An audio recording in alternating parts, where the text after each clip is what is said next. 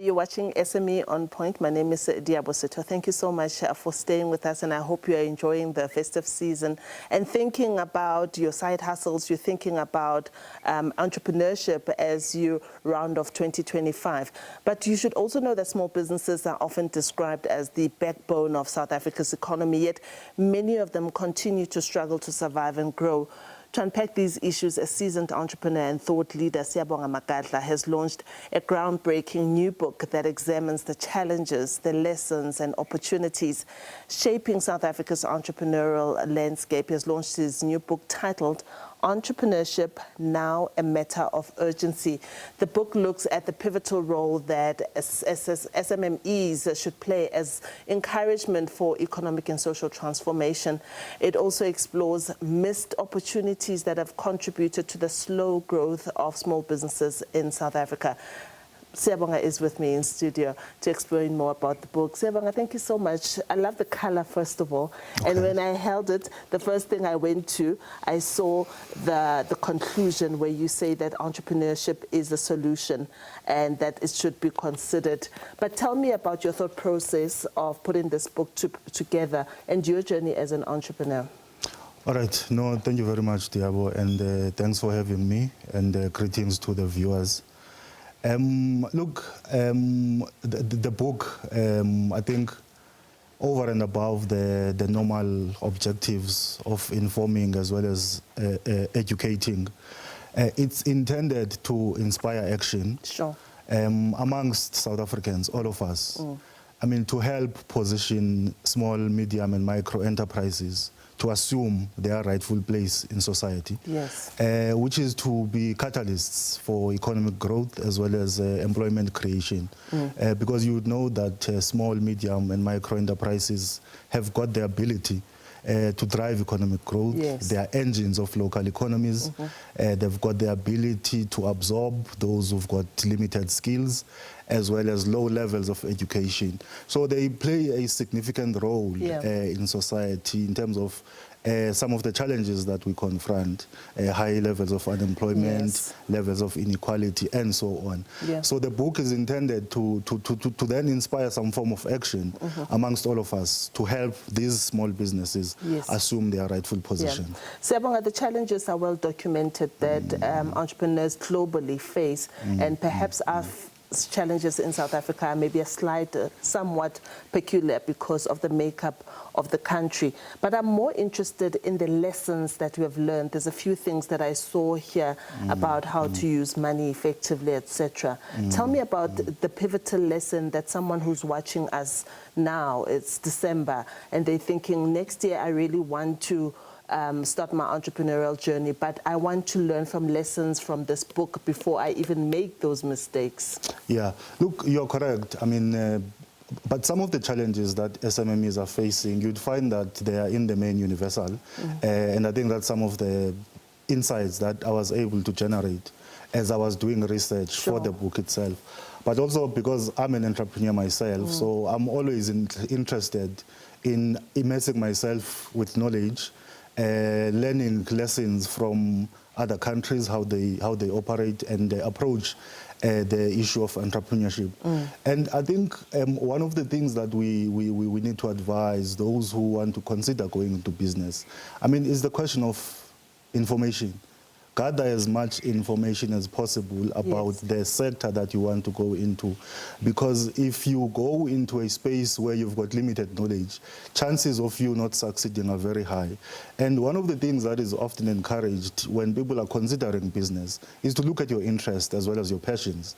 If you begin to play along those lines, even when the going gets tough, you've got higher chances of success because you are pursuing something that you're passionate about, something that you've got interest in.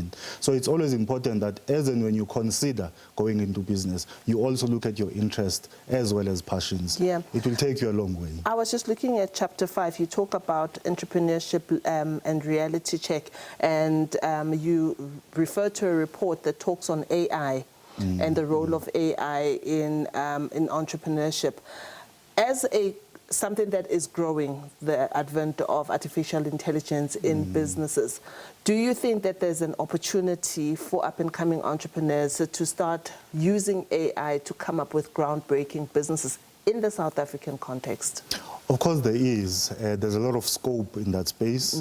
But the issue that we need to also address is how conducive is the environment, because that report that you are referring to, for instance, which is a Global Entrepreneurship Monitor report, the GEM report, the latest one, speaks to the fact that a lot of entrepreneurs are still skeptical about the role of AI in businesses, which is a challenge because other countries have started with it. They're gone. Yes. By the time we catch up, we'll be talking something else. So there is scope, but we also need to encourage a culture of innovation so that people at a young age, they are able to adopt some of these innovations and are not afraid to pivot new areas like AI. The reality is that these things are here for our advantage. And even though we sometimes also look at the disadvantages, but because that's how the world is moving now, we also need to invest in that. And one of the issues that I raise in the book is the issue of entrepreneurship education, which is very fundamental because if you capture young people at a basic education level, you teach them the fundamentals of business, innovation, critical thinking, problem solving. You are then assisting them so that as and when they grow, they are able to know that there's something called entrepreneurship and it can be considered a career option as opposed to just studying for the purpose of looking for employment.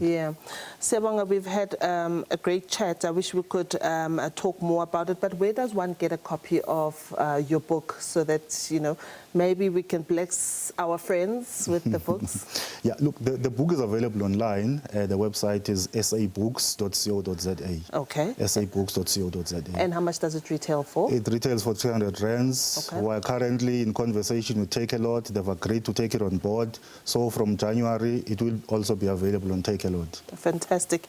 Siyabonga Magadla is an entrepreneur and the author of the book, Entrepreneurship Now, a Matter of Urgency, looking at the challenges, lessons and opportunities that surround the ecosystem of entrepreneurship.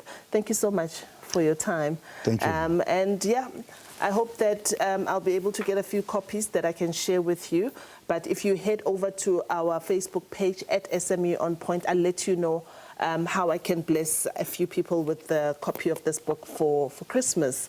And let's move to the next story now. For Tsepo Picheng, who grew up in Deep Kloof, Soweto, the journey from curious or home cook to chef entrepreneur has come full circle. So he started with experimenting with a variety of sandwiches to building a thriving catering business that serves both the film and corporate sectors. So Tsepo now focuses on nurturing others through the 411 Culinary School, which he launched earlier this year. The school's first intake opens in 2026 in January. They'll be offering full qualifications in culinary arts and pastry, which is ideal for students taking both technical mastery and entrepreneurial grounding. There's a festive buzz in the kitchen at 411 Culinary Studio where Christmas aromas mingle with sounds of sizzling pans and cheerful chatter. This culinary school is determined to make cooking both a craft and a calling, especially for men. This initiative forms part of Studio 411's new men's cooking class and skill development classes. This is aimed at cultivating kitchen competence and confidence among men. This while sparking conversations about issues affecting men and the society. The idea is to blend culinary creativity with community building, encouraging men to engage actively in shared domestic spaces, especially during the holidays.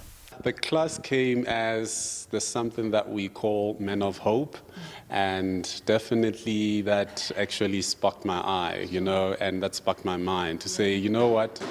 Even there could be men in cooking, where we could actually gather as men to actually discuss all the issues that are happening in the world or in our country whilst actually we are cooking, and preparing them also whilst they are sitting in their house and chilling with their families, that they can definitely prepare something that's different and something that would actually take the world by storm or even their family by storm. You know, my man can actually do something that's different, that is out of this world. So that's how the concept came through, so that we able to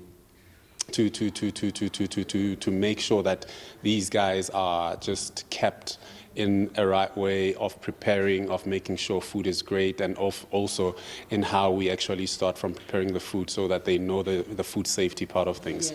But this Christmas, lessons come with a festive twist. The sessions are as practical as they are empowering, covering everything from deboning poultry to flavor balancing and plating artistry, all guided by a professional chef who understands the business and the passion behind every dish. We're doing poultry deboning, which is fabrication. That's what it's called in our culinary terms. And they actually are deboning it. They actually portioning it according to the way it's supposed to be portioned. So you would have breast out of that. This was a whole chicken. So every man that's here is making sure that they have a breast out of it, they have a wing out of it. Out of that wing, they actually do lollipops out of that, and then they're just going to fry them, make something nice out of it. When you actually look at it, it looks like a lollipop, and then you have like, what do we call this? A side, not side breast, but thighs. Thigh and the kotelik, that's what they call it. That you debone it properly so that you could be able to stuff it. As families finalize Christmas menus, Bijeng says seasonal family favorites like roasted leg of lamb and classic custard and jelly are timeless and capture the richness of local festive traditions. I would say gammon. That's the most one that is famous for Christmas. I would say a leg of lamb, that actually works. Some grilled chicken, actually a full one, because you could present it fully. So you could stuff it nicely, make sure that it's flavored, and then just put it in the oven. And you could actually have your custard and jelly. That is tradition for us, black people, because that's something that we are so used to. And just do some nice savory rice and give it some nice twist of a sauce that you could actually come up with, and then give it some nice greenery, which is the salads, and for some nice crunchiness so that you balance your meal. So go for your seven colors, and it's not 7 colors, several colors. But just make sure that you deliver best and you have all the flavor profiles around it. And have fun at the same time. Merry, Merry Christmas. And as the year closes, Bijeng hopes to see more families, especially men, celebrating Christmas not just around the table, but also in the kitchen. Diabosito, SABC News, Johannesburg. To Studio 411 Culinary School for sharing their journey with us, and that's your SME on point for this week. And I hope that you will enjoy the festive season and you'll explore with your culinary skills in the kitchen, but also look out for culinary schools like 411. Go buy a book like the book we just had with Seabonga, and see how that changes your course for 2026. And with that, remember to support small businesses in your communities. Let's keep those rands and cents circulating. Goodbye.